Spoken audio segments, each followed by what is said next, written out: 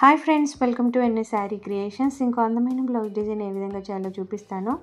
మీలో ఎవరికైనా Yaari design papers లేదా బుక్స్ కానీ కావాలి అని అనుకుంటే స్క్రీన్ పైన కనిపిస్తున్న నెంబర్కి వాట్సాప్ చేయండి. ఈ వీడియోలో యూజ్ చేసే materials iron needles,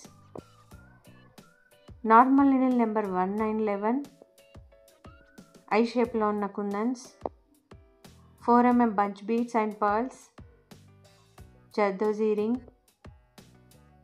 cut beads, 2mm sugar beads, jerkin stone, 4mm chemki, silk thread and anchor thread, thin zari thread or normal sewing thread.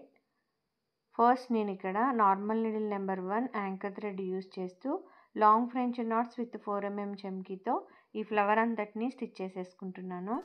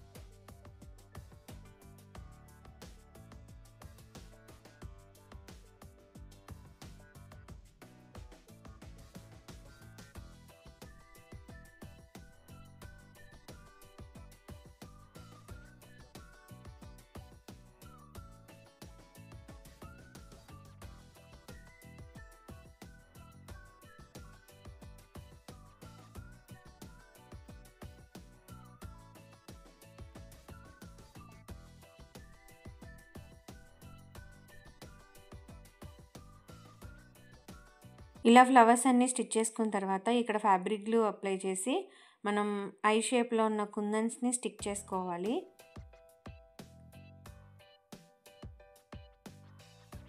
తర్వాత మధ్యలో ఉన్న స్టెమ్స్ అంతటికి కూడా మనం జర్దోజీ రింగ్ స్టిచ్ చేసుకోవాలి.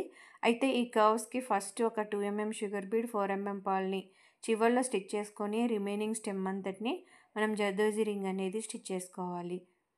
కర్వ్స్ కాకుండా మధ్యలో స్టెమ్ లాగా ఉన్న ప్లేస్ అంతట్లో ఏమో జర్దోజీ రింగ్ని స్టిచ్ చేసుకోవాలి.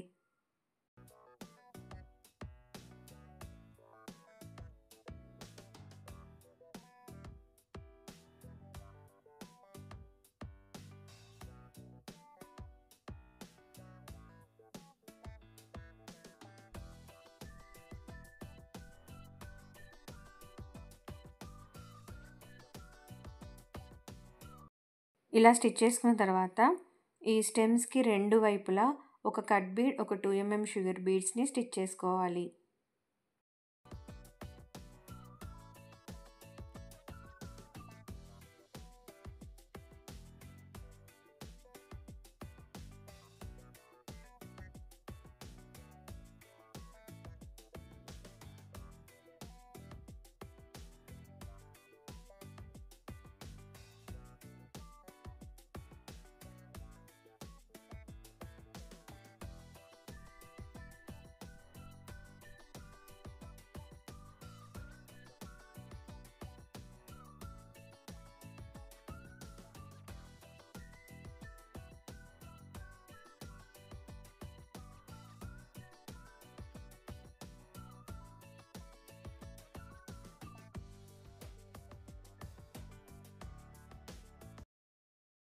ఇలా మొత్తం స్టిచ్ చేసేసుకున్న తర్వాత ఈ ఫ్లవర్ మీద స్టెమ్స్కి అక్కడక్కడ 3mm bunch bead and 2mm sugar బీడ్స్ని స్టిచ్ చేసుకోవాలి.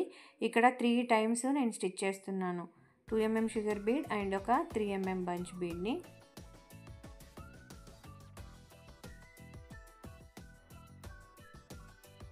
ఇక్కడేమో ఓన్లీ 2mm షుగర్ బీడ్, ఒక 3mm బంచ్ బీడ్ని సింగిల్గా స్టిచ్ చేసుకోవాలి. రిమైనింగ్ ప్లేస్ అంతట్లో కూడా మనం ఇదే విధంగా 2mm షుగర్ బీడ్ని 3mm బంచ్ బీడ్స్ని స్టిచ్ చేసుకోవాలి.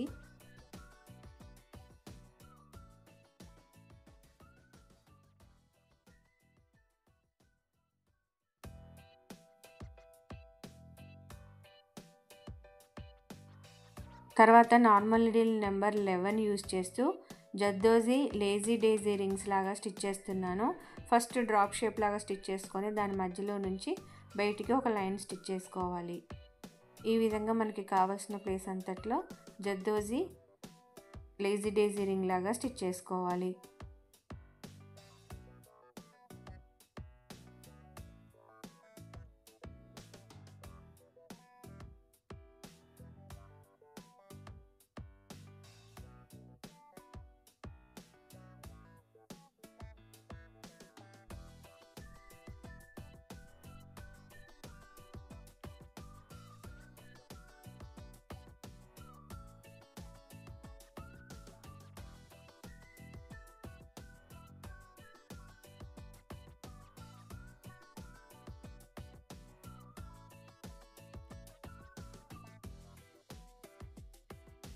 ఇలా మొత్తం స్టిచ్ చేసేసుకున్న తర్వాత కుందన్స్ చుట్టూ మనం ఏదైతే ఫ్లవర్ని ఎల్లో కలర్ థ్రెడ్తో స్టిచ్ చేసుకున్నామో అదే కలర్ సిల్క్ థ్రెడ్తో ఈ కుందన్స్ చుట్టూ చైన్ స్టిచ్ని బార్డర్ లాగా స్టిచ్ చేసుకోవాలి.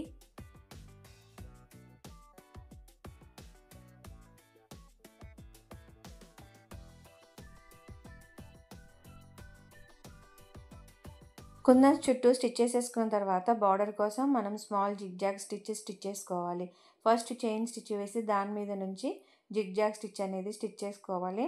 ఆరీ వర్క్కి సంబంధించిన ఆల్ క్లాసెస్ నేను అప్లోడ్ చేస్తున్నాను. మీకు నేర్చుకోవాలని అనుకుంటే డిస్క్రిప్షన్ బాక్స్లో లింక్ ఉంటుంది, చెక్ చేయండి.